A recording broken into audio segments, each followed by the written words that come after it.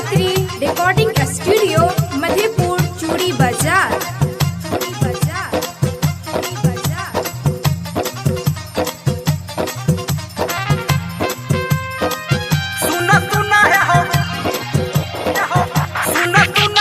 DJ Sumit Satish Rema।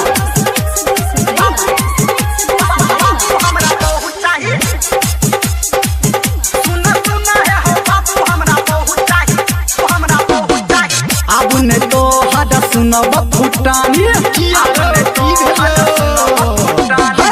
अब ने तो हद सुनब फुटानी, सुखल जाइए ई हमर जवानी हो। अब ने तो हद सुनब फुटानी, सुखल जाइए ई हमर जवानी। अंगूरी घी में अब छौ चाहिए, हमरा हौ चाहिए, हमरा हौ चाहिए, हमरा हौ चाहिए हो।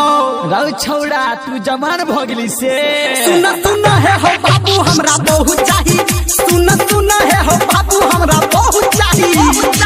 आबू ने तो हद सुनब फुटानी, सुखल जाइए ई हमर जवानी। आबू ने तो हद सुनब फुटानी, सुखल जाइए ई हमर जवानी हो। अंगूरी घी में अब छौ चाहिए, हमरा हो चाहिए, हमरा हो चाहिए, हमरा हो चाहिए हो। अरे सार कोनो अगुओ औते तब ना।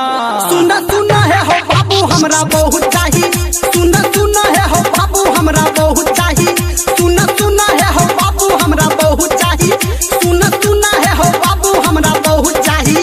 बुझलो DJ दयानंद दिलदार सरस्वती स्थान कठरा डी टोल। आप सुन रहे हैं युवा स्टार म्यूजिक की शानदार प्रस्तुति। सुन सुन है हो बाबू हमरा बहुत चाहिए, हमरा बहुत चाहिए, हमरा बहुत चाहिए, बहुत चाहिए। अगुआ पकड़ के कोनो बात चलाबो। अच्छा ठीक छै सोचे छिए। माथा पे हमारा जल्दी मौर चढ़ाबो, माथा पे हमारा जल्दी मौर चढ़ाबो, मौर चढ़ाबो। हाँ अब नहीं बढ़ब करब नहीं नौकरी, हम नहीं उगब हो तोहर टोकरी। अब नहीं बढ़ब हो करब नौकरी, हम नहीं उगब हो तोहर टोकरी। 32 दांत में चहु चाहिए, हमरा चहु चाहिए, हमरा हो चाहिए, हमरा हो चाहिए हो।